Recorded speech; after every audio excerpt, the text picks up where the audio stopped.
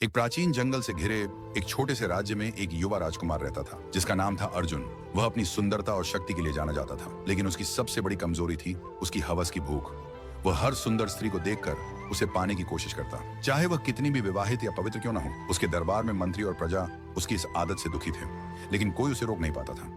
एक दिन राजकुमार शिकार पर निकला और जंगल में एक झील के किनारे एक अद्भुत सुंदर युवती को देखा जो फूल चुन रही थी। उसका नाम था ललिता और वह एक साधु की बेटी थी जो जंगल में तपस्या करती थी। राजकुमार की आंखें उस पर टिक गईं और वह बोला, ओ सुंदरी, तुम्हारी यह सुंदरता मेरे महल की शोभा बढ़ाएगी।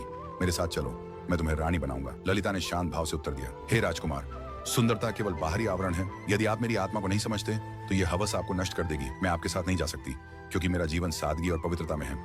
राजकुमार हंसा और बोला, तुम्हारी पवित्रता की मुझे परवाह नहीं, मेरे सैनिक तुम्हें ले आएंगे। उसने अपने सैनिकों को आदेश दिया, लेकिन जैसे ही वे ललिता की ओर बढ़े, जंगल में एक अजीब घटना हुई।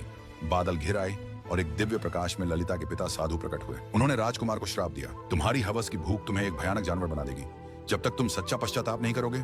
अगले ही पल राजकुमार एक भयंकर शेर में बदल गया। वह जंगल में भटकता रहा, भूखा और प्यासा, लेकिन अब कोई सुंदरता उसे आकर्षित नहीं करती थी। दिन रात वह अपनी गलती पर रोता और समझता कि हवस केवल क्षणिक सुख देती है, लेकिन वह आत्मा को खोखला कर देती है। कई महीनों बाद जब उसने सच्चे दिल से पश्चाताप किया और ललिता से माफी मांगी, श्राप टूटा। वह वापस इंसान बना और राज्य लौटा।